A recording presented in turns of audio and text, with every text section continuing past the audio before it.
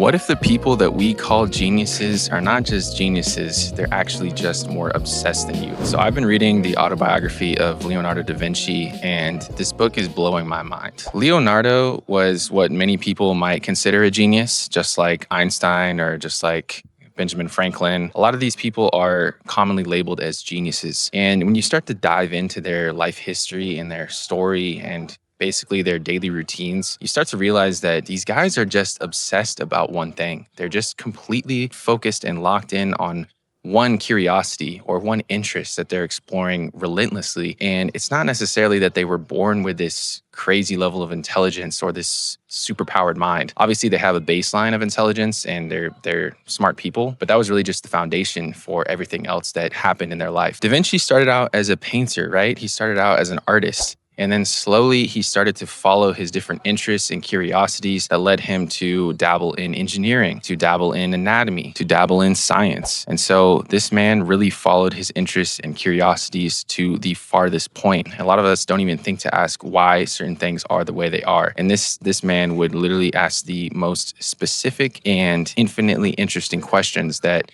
he wanted to explore. For example, he had hundreds and hundreds of pages of notebooks filled with anatomical drawings where he dissected over, I think it was 30 human bodies to understand better how internal organs function and how that could carry through his artwork. He didn't do this because he was getting paid to do it. He didn't do it because he wanted to just find a way to make more money or to become a doctor or to explore a career in this thing. He actually did it just because he was naturally curious about it. He had a natural burning interest in this specific topic. And that level of obsessiveness, that level of obsession can really show clues to where you should start to focus your energy if you want to branch out in your career, if you want to connect with like-minded people, if you want to build a genuine community. You don't need to pigeonhole yourself into one specific career or one specific field. I think a lot of times we get too attached to, one career field or one job title even, and that becomes your entire life. You think that, okay, I've become this person, I've invested this much energy and effort and time into that career, and there's no way for me to pivot. There's no way for me to branch out and discover something new. But Da Vinci shows that that is absolutely not the case. You can absolutely explore different interests as an engineer or an artist or as a physician or a scientist, and you can pivot at any time. This man at age 40 was filling notebooks